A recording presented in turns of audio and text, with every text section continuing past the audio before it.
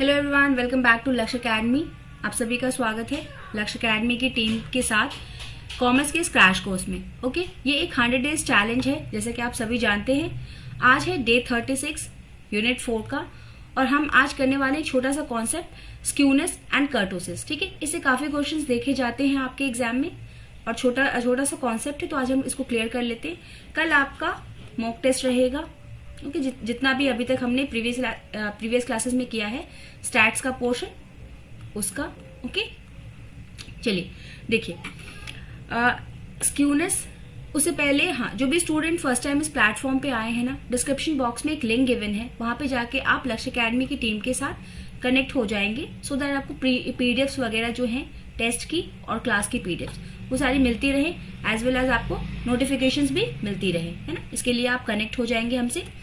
और अगर किसी स्टूडेंट को कॉम्प्रिहेंसिव स्टडी करनी है, कॉम्प्रिहेंसिव बैच परचेज करना है, पूरा डिटेल में स्टडी करनी है, तो आप क्या है परचेज कर लेंगे ये कॉम्प्रिहेंसिव बैच को, जहां detail classes, mock test, live and recorded classes, PDF in both the languages Hindi and English दोनों अवेलेबल हैं। डाउट सेशंस हैं, कोई प्रॉब्लम होती है exam related, syllabus related, subject related, तो यहाँ पे हम 1-to-1 डिस्कस कर सकते हैं। डिस्काउंट है आपका इस कॉम्प्रिहेंसिव कॉमर्स के बैच पे 22% का। इसके लिए आप कोड लगाएंगे PO22 का। ओके, चलिए क्लास स्टार्ट करते हैं। देखिए, ये तो हमारा प्रीवियस क्लास का था। देखिए स्क्यूनेस। अब स्क्यूनेस क्या होता है, हमने इससे प्रीवियस क्लास में हमने क्या देखा था, डिस्पर्शन, है ना, मतलब फैलाव। जो हमारी सेंट्रल टेंडेंसी थी, यानी कि mean, median and mode. Okay, ये जो तीन चीजें थी हमारी सेंट्रल टेंडेंसी, है ना, इन वैल्यूज से एक सेंट्रल वैल्यू जो हमने किसी एक ग्रुप का, एक सैंपल का, एक किसी पॉपुलेशन का, है ना, जो हमने एक सेंट्रल टेंडेंसी निकाली थी, एक मीन निकाला था जिसके इर्द गिर्द सारे वैल्यूज थे, उससे जो एक्चुअल वैल्यूज है, मतलब मीन से जो एक्चुअल वैल्यू है वो कितना डिफरेंट है, कितना अलग है, कितना भिन्न है ना। इस चीज को हमने क्या कहा, ये जो डिफरेंस था हमारा मीन और एक्चुअल वैल्यू में, इसको हमने क्या बोला, डिस्पर्जन, है ना, मतलब फैलाव इतना है। अब ये फैलाव जो है, इसको जब आप ग्राफ पे प्लॉट करने जाएंगे ना, तो आपको कुछ शेप्स मिलेंगे। ओके, पहली शेप मिलती है आपको जिसको हम बोलते हैं नॉर्मल डिस्ट्रीब्यूशन। ओके, ये आपका नॉर्मल डिस्ट्रीब्यूशन कुछ इस तरीके से बनता है, मतलब जहां पे आपका स्क्यूनेस 0 है। स्क्यूनेस मतलब तिरछापन, वैल्यूज जो है एकदम समानता आपके फैले हुए हैं, ये आपका क्या कहलाता है, नॉर्मल डिस्ट्रीब्यूशन। इसका शेप कैसा होगा, बेल के आकार का। ओके, पहला इसका फीचर, मतलब पहला इसकी पहली विशेषता कि ये सिमेट्रिकल होगा, समान होगा। अगर इसको बराबर, सिमेट्रिकल मतलब अगर इसको बराबर दो भाग में बांटे, तो दोनों तरफ जो होगा, जैसे आईने में आपकी परछाई दिखती है ना, एकदम हूबहू वैसा ही क्या है, इसका पार्ट ए और पार्ट बी एक दूसरे का मिरर इमेज होगा, है ना, जैसा आपको आईने में दिखता है, बिल्कुल अपना प्रतिबिंब वैसा ही होगा। ठीक है, तो इसी चीज को हम क्या बोलते हैं, सिमेट्रिकल। ओके, दूसरा इसका शेप क्या होगा, बेल शेप, घंटी के आकार का ये होगा। थर्ड पॉइंट कि ये जो बीच में जो आपने ये जो बंटवारा किया है ना, बीच की जो इसका जो मैक्सिमम पॉइंट से अगर आप एक लाइन ड्रॉ करेंगे ना एक्स एक्सिस पे, एक्स अक्षांश पे, तो ये आपको क्या बताएगा, ये बताएगा कि ये पॉइंट 0 है, जहां पे mean is equal to median is equal to mode है। मतलब इस पॉइंट पे आपका क्या है, mean is equal to median is equal to mode होगा। ठीक है, और इसी को हम क्या बोलेंगे, नॉर्मल डिस्ट्रीब्यूशन। और इसको हम क्या बोलेंगे, यहां पे स्क्यूनेस क्या है, 0 है, मतलब कोई भी तिरछापन नहीं है, जो डाटा है एकदम समान, मतलब सेंट्रल वैल्यू से एकदम समान पे है। दूसरा हो सकता है कि आपकी वैल्यूज जो हैं कुछ इस तरफ को शिफ्ट हो जाए, सारी वैल्यूज इस तरफ को आ जाए, तो आपका शेप क्या बनता है, कुछ इस तरीके का, जिसको हम बोलते हैं पॉजिटिवली स्क्रूड। ओके, मतलब इसका हेड जो है ये आपका किधर होगा, लेफ्ट की तरफ पे, और इसका टेल जो होगा वो कहाँ होगा, राइट। ये डायरेक्ट क्वेश्चन पूछता है कि पॉजिटिवली स्क्यूड जो डाटा पॉजिटिवली स्क्यूड होगा उसका टेल किधर होगा, लेफ्ट को या राइट को।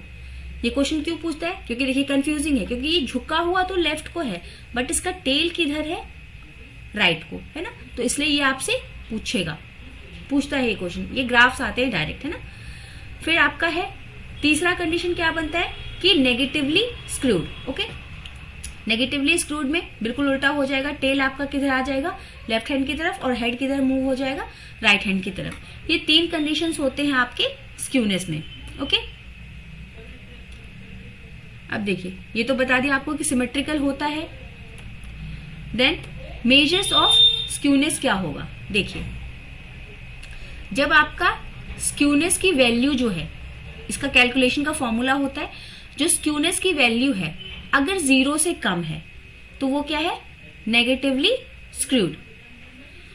अगर 0 से ज्यादा है, सिंपल सी बात है, अगर कम है तो नेगेटिव, ज्यादा है तो पॉजिटिव, और अगर बराबर है तो वो क्या है, सिमेट्रिकल, या फिर इसी को आप क्या बोलेंगे, नो स्क्यूनेस, कोई स्क्यूनेस नहीं है। ये सिंपल डाटा है, ठीक है।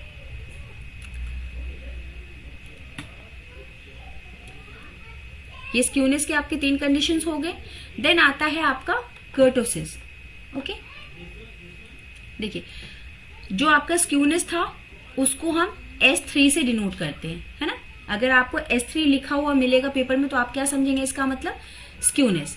देन अगर S4 लिखा हुआ मिलेगा तो आप उसको क्या बोलेंगे, कर्टोसिस, ठीक है। और अगर S2 मिलता है तो इसका मतलब क्या होता है, वेरिएंस, ठीक है। ये 3 सिंबल्स आप याद रखेंगे, S2, S3, S4 का क्या मतलब होता है। अगर डायरेक्ट आपको एग्जाम में दे दिया कि S4 इज इक्वल टू 3 और बताओ कि कैसा है ये मीजोकर्टिक है, लेप्टोकर्टिक है या प्लेटोकर्टिक है, या फिर ये नेगेटिवली स्क्रूड है, तो अगर आपको S4 का मतलब नहीं पता होगा कि ये पूछ क्या रहा है तो आप आंसर लगाने में कंफ्यूज कर जाओगे। इसलिए आपको ध्यान रखना है कि S2 मतलब वेरिएंस, S3 मतलब स्क्यूनेस एंड S4 मतलब कर्टोसिस।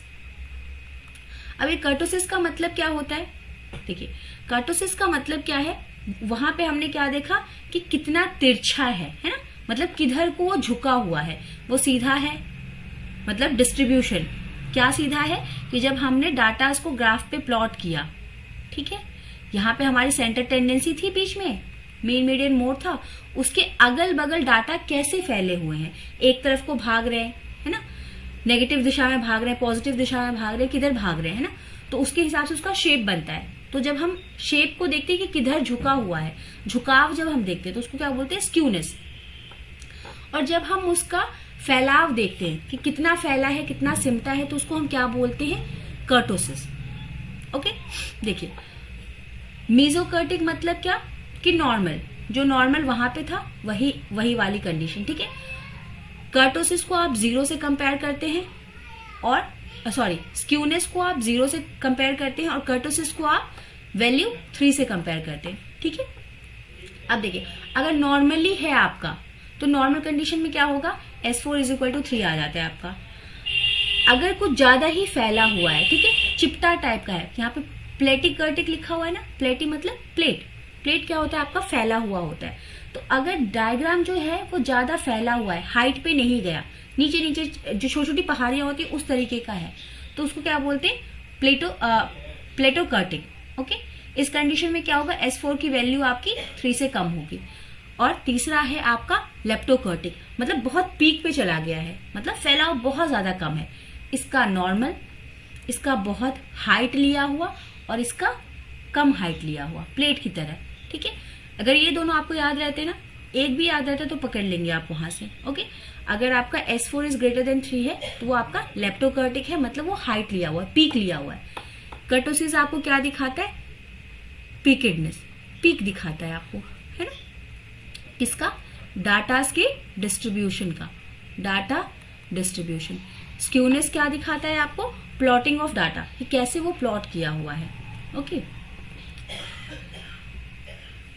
इसको देखिए ये बताता है कि कितना स्प्रेड आउट है या कितना लेस स्प्रेड है, ठीक है, ये आपको बताता है कर्टोसिस। अब देखिए कर्टोसिस के भी आपको 3 कंडीशंस बता दिए मैंने, डायग्राम से बता दिए, एक बार आप इसको रीड कर लेंगे तो कॉन्सेप्ट क्लियर हो जाएगा। अब देखिए S3, S2, S3 और S4 क्या है आपका, देखिए S2 वेरिएंस है, S3 स्क्यूनेस है, ये भी कभी क्वेश्चन पूछ ले, कोई बड़ी बात नहीं है, पेपर इजी करने का मन हो तो ये भी पूछ ले, है ना। तो आप अवेयर रहेंगे, सारे टर्म से आप अवेयर रहेंगे कि कौन सी चीज क्या है। ओके, तो ये छोटा सा एक कॉन्सेप्ट था आपका। अभी आपका इसमें रहता है एक डेविएशंस वाला, स्टैंडर्ड डेविएशन वगैरह निकालना, है ना, और उसके न्यूमेरिकल, प्लस एक कल थ्योरी वाले पोर्शन का, ये थ्योरी वाला पोर्शन था, इसमें ज्यादा न्यूमेरिकल वाली बात नहीं थी तो इसलिए ये करवा दिया मैंने, ठीक है। और कल आपका नेक्स्ट जो क्लास होगी वो मॉक हो जाएगा आपका, ओके, सो दैट कि आपकी तैयारी थोड़ी अच्छी से चलती रहे, है ना, रिवीजन होता रहे साथ साथ में। एंड देन इसके बाद जो ये डेविएशंस वाले हैं, स्टैंडर्ड डेविएशन, मीन डेविएशन, इस पे न्यूमेरिकल के साथ क्लास ले लेंगे, है ना, क्योंकि वो न्यूमेरिकल चीज है, उसको थ्योरेटिकल बताने का कोई फायदा नहीं है। ओके, चलिए ठीक है, तो thank you everyone, have a nice and wonderful day, good night everyone.